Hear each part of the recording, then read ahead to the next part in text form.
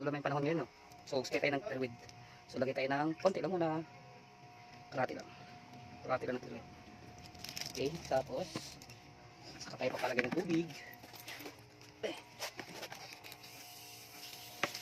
Yan.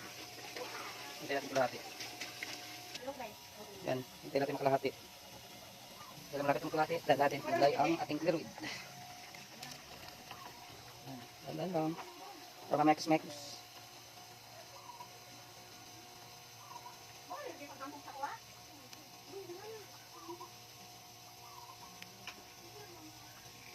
Para walang sayang.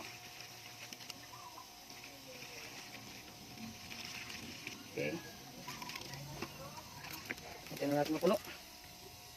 So, malapit na mapuno, no? Saka natin gamitin itong ating sprayer para pang final mekos.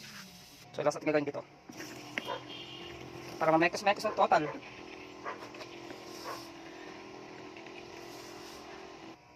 Sige na. Nakita natin ang gano'n lahat. Okay, goods na. So maglalagay muna tayo ng flat sign bago tayo mag-spray kasi nga medyo malakas pa yung ulan. So ito muna natin maglagay muna tayo ng flat sign para mabilis tayo, diba? So kahit ulan, no? Ganyan ka-effective yung produkto natin. Ay, hindi pala. Yan o, kasipag. Etos. Ayan, so lumod tayo, no? So lumod. So ito is sa boundary ito ng Silhouette going to Pulumulok. So akala naman nakasasakyan, no? Election ulit.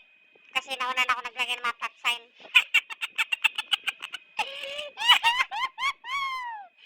Wala pa ang election pero nagbutang nag-flat sign. So yun na, explain na tayo. Kasi hindi na masyadong malakas ang ulan. Ambon lang.